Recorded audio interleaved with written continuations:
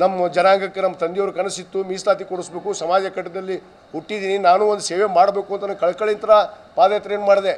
39 ದಿವಸಗಳ ಕಾಲ 712 ಕಿಲೋಮೀಟರ್, ಒಂದು ಅರ್ಧ ಕಿಲೋಮೀಟರ್ ಸ್ಕಿಪ್ ಮಾಡಲಾರ್ದೆ ನಡೆದಂಥವ್ನು ನಾನು. ನನಗೆ ಆರೋಪ ಮಾಡಿದ್ರು, ಇವರು DNA ಟೆಸ್ಟ್ ಮಾಡಿರಿ, ಇವ್ರು ರಾತ್ರಿ ಡ್ಯಾನ್ಸ್ ಮಾಡ್ತಾರ, ಕುಡಿತಾರ ಅಂಥೇಳಿ ಆರೋಪ ಮಾಡಿದ್ದೆ ಸಿ ಸಿ ಪಾಟೀಲ ಪುಣ್ಯಾತ್ಮ ಸಮಾಜದವ್ರ ಮೇಲೆ. ಇವ್ನು ಹೊಟ್ಟೆಕಿಚ್ಚಿತ್ತಲ್ಲ, ನಾವು ಪಾದಯಾತ್ರೆ ಚಲೋ ಮಾಡಿದ್ವಿ. ಆಮೇಲೆ ಒಂದು ಸಭೆ ಬರುತ್ತೆ, ಮಾರನೇ ದಿವಸನೇ ಒಂದು ನಿಯೋಗ ಬರುತ್ತೆ ಸರ್ಕಾರದಿಂದ ಕೂಡಲ ಸಂಗಮಕ್ಕೆ, ಅದರ ನೇತೃತ್ವ ಸಿ ಸಿ ಪಾಟೀಲ್ರು.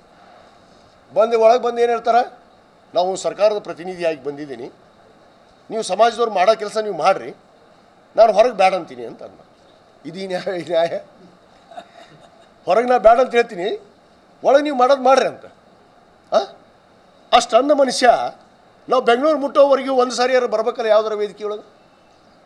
ಆಮೇಲೆ ಇನ್ನೊಂದು ಮಾತು ಹೇಳ್ತಾರೆ, ನೀವು ಹರಿಹರ ಪೀಠದವ್ರನ್ನ ಯಾವುದೇ ಕಾರಣಕ್ಕೆ ಈ ಹೋರಾಟಕ್ಕೆ ಕರೆಯಂಗಿಲ್ಲ. ನನಗೆ ಫೋನ್ ಕರೆ, ಮಿಸ್ಟರ್ ಸಿ ಸಿ ಪಾಟೀಲ್, ನಾನು ಯಾವುದೂ ಮರ್ತಿಲ್ಲ, ದಾಖಲೆಗಳನ್ನ ಇಟ್ಕೊಂಡು ಕೂತೀನಿ, ಸುಮ್ಮನೆ ಬಾಯಿಗೆ ಬಂದತ್ತಂಥೇಳಿ ಬಾರ್ಕೋಲ್ ಹಾಕ್ಕೊಂಡು ತೆಗೆದಿಲ್ಲ. ಸಿದ್ದರಾಮಯ್ಯ ಸರ್ಕಾರ ಬಂದಿದ್ದು ಬಾರ್ಕೋಲ ಹೋಗ್ಬಿಡುತ್ತಂತೆ, ನಾನು ಬಾರ್ಕೋಲ ಇನ್ನೂ ತೆಗೆದಿಟ್ಟೀನಿ, 4 ಅದಾವ, ಒಂದಲ್ಲ, ನಿಮ್ಮಂಥವ್ರಿಗೆ ಇಟ್ಟೀನಿ ಅವನ್ನ ಬಾರ್ಕೋಲ್. ಸಂದರ್ಭ ಬಂದ್ರೆ ನಿಮಗೆ ಬರ್ಬೇಕಾಗತ್ತದು, ಯಾಕಂದ್ರೆ ಒಬ್ಬಗಿತ್ತದು. ತುಮಕೂರಿನಾಗ ಏನಾಗಿತ್ತು ಅಂತ ಮರ್ತಿರೇನು? ಬಾರ್ಕೋಲ್ ತೆಗೆದಿದ್ನಲ್ಲ ಅವತ್ತು ನಾನು. ಯಾರ ವಿರುದ್ಧ ತೆಗೆದೆ? ನಮ್ಮವ್ರ ವಿರುದ್ಧ ತೆಗೆದಿದ್ದೆ ನಾನು. ಹೋರಾಟ ನಿಲ್ಸಕ್ಕೆ ಬಂದಿದ್ರು ತುಮಕೂರಕ್ಕೆ, ಇವರ ಕಾಂಪ್ರಮೈಸಿಗೆ ಬಂದಿದ್ರು. ಕಾಂಪ್ರಮೈಸ್ ಇಬ್ಬರು ಸಚಿವರು ಬಂದಿದ್ರು, ಅದ್ರಾಗ ಒಬ್ಬ ಶಾಸಕ ಇದ್ದ ಧಾರವಾಡದ, ಅವನು. ಇವ್ರು ಯಾರು ಸಣ್ಣಕ್ಕೆ ಬಂದಿಲ್ಲ, ಅವ್ರಲ್ಲ ನಮ್ಮನ್ನು ಹೋರಾಟ ನಿಲ್ಸಕ್ಕೆ ಬಂದರು. ಅವತ್ತು ಬಾರ್ಕೋಲ್ ತೆಗೆದೆ ನಾನು, ನಿಜವಾಗ್ಲೂ ಅವತ್ತು ಬಾರ್ಕೋಲ್ ತೆಗೆದೀನಿ. ಇಬ್ಬರು ಪ್ರಭಾವಿ ರಾಜ್ಯದ ಸಚಿವರ ವಿರುದ್ಧ ಬಾರ್ಕೋಲ್ ತೆಗೆದೀನಿ ನಾನು. ಸಮಾಜಕ್ಕೆ ನೀವು ಅನ್ಯಾಯ ಮಾಡೋಕ್ಕೆ ಬಂದರೆ ನಾನು ಕೇಳಂಗಿಲ್ಲ ಅಂತ ಹೇಳಿದ್ದೀನಿ. ಇವತ್ತು ಅದೇ ಸ್ಟ್ಯಾಂಡ್ ಇದೆ. ನಾನು ಮೀಸಲಾತಿ ಹೋರಾಟ ಬಿಟ್ಟು ಸರಿಯಾಗಿ ಮಗ ಅಲ್ಲ. ನಾನು ಸರ್ಕಾರದಲ್ಲಿ ಶಾಸಕನಾಗಿ ಕೆಲಸ ಮಾಡ್ತಾಯಿದ್ದೀನಿ. ಮುಖ್ಯಮಂತ್ರಿಗಳಿಗೆ ನಾವು ಯಾವ ರೀತಿ ಮನವಿ ಮಾಡ್ಕೋಬೇಕು ನಾವು ಮಾಡ್ತಾಯಿದ್ವಿ. ಇವತ್ತು ಜನಗಣತಿ ವರದಿ ಬಂತು, ಏನಾಯ್ತು ಇವತ್ತು ನಾವು ಮುಖ್ಯಮಂತ್ರಿ ಕೇಳಿದ್ವಿ, ಏನಾದರೂ ಮಾಡಿ ನಮ್ಮ ಸಮಾಜಕ್ಕೆ ಮೀಸಲಾತಿ ಕೊಟ್ಟು. ಇವ್ರು ಹೇಳಿದರು 2D 2C ಕೊಟ್ಟಿವಿ. ಸ್ವಾಮಿ, ಇವತ್ತು 2D 2C ಕೊಟ್ಟರೆ ನಮ್ಮ ಮಕ್ಕಳ ಕೈಯಾಗ ಸರ್ಟಿಫಿಕೇಟ್ ತಹಸೀಲ್ದಾರ್ ಕೊಡ್ತಾರ? ಕೊಡಿಸ್ತಾರ ಇವರು? ಇಲ್ಲ. ಇದು 2002ರಲ್ಲಿ, ನಿಮಗೆ ಇನ್ನೊಂದು ಸತ್ಯಾಸತ್ಯತೆ ಗೊತ್ತಿರಲಿ, ಇದನ್ನು ಜಾಸ್ತಿ ಹೇಳಕ್ಕೆ ಹೋಗೋದಿಲ್ಲ. 2002ರಲ್ಲಿ ನಮ್ಮ ತಂದೆಯವರು ಸಚಿವರಿದ್ದರು, SM ಕೃಷ್ಣ ಅವರು ಮುಖ್ಯಮಂತ್ರಿ ಇದ್ದರು. ದಾಖಲೆಗಳನ್ನು ಕೊಡ್ತೀನಿ.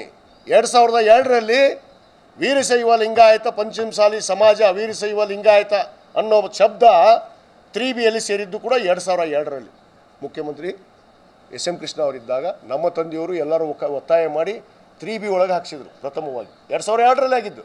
ಯಡಿಯೂರಪ್ಪನವ್ರು ಮಾಡಿದ್ರು ಅಂತ ಒಂದಿಷ್ಟು ಮಂದಿ ಭಾಷಣ ಮಾಡ್ತಾರೆ 2009ರಾಗ. ತೆಗೆದು ನೋಡ್ರಿ ದಾಖಲೆ. ಸುಳ್ಳು ಜನರ ಮುಂದೆ ಪ್ರತಿವಾದ ಮಾಡಬಾರ್ದು.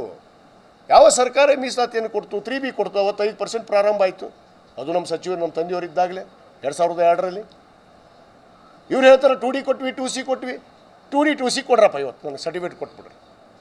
ಸರ್ವೋಚ್ಚ ನ್ಯಾಯಾಲಯದಲ್ಲಿ ಇವರು 2B ಮೀಸಲಾತಿ, ಅಲ್ಪಸಂಖ್ಯಾತರ ಮೀಸಲಾತಿಯನ್ನು ಕಿತ್ತು ಹಾಕಿ ರಾಜ್ಯದಲ್ಲಿ 2% ಒಕ್ಕಲಿಗರಿಗೆ, 2% ಪಂಚಮಸಾಲರಿಗೆ ಕೊಟ್ಟು ಕೇವಲ 43 ಒಳಪಂಗಡಗಳು, ಲಿಂಗಾಯತ ಒಳಪಂಗಡಗಳು 3Bದಲ್ಲಿ ಇದ್ವಿ. ಅದನ್ನು ತೆಗೆದಾಗಿ 56 ಜನನ ಸೇರಿಸಿ ಕೊನೆಗೊಂದು ಶಬ್ದ ಬರೀತಾರೆ, ಏನಂತ ಆರ್ಡರಲ್ಲಿ 2D 2Cಯಲ್ಲಿ ಅನಾಥ ಜಾತಿಗಳಿಗೆ ಕೂಡ ಇದರಲ್ಲಿ ಮೀಸಲಾತಿ ಅವಕಾಶ ಐತಂತ. ಅನಾಥ ಜಾತಿಗಳು ಆರ್ಡರ್ ಕಾಪಿ ಕೊಡ್ತೀನಿ ನಿಮಗೆ ಅದ್ರ ಶಬ್ದ. ಅದೇನಾಗುತ್ತೆ? ಅಲ್ಪಸಂಖ್ಯಾತರು ಹೋಗಿ 2B ಮೀಸಲಾತಿ ತೆಗೆದ ತಕ್ಷಣ ಅವರು ಸರ್ವೋಚ್ಚ ನ್ಯಾಯಾಲಯದಲ್ಲಿ ಹೋಗಿ ತಡೆಯಾಜ್ಞೆ ತಗೊತಾರೆ. ನಮಗೆ ಮೀಸಲಾತಿ ನೀವು ಕಡಿಮೆ ಮಾಡಿದ್ರಿ, ಯಾವ ಕಾರಣಕ್ಕೆ ಕಡಿಮೆ ಮಾಡಿದ್ರಿ ಅಂದಾಗ ಸರ್ವೋಚ್ಚ ನ್ಯಾಯಾಲಯ ತಡೆಯಾಜ್ಞೆ ಕೊಡುತ್ತೆ.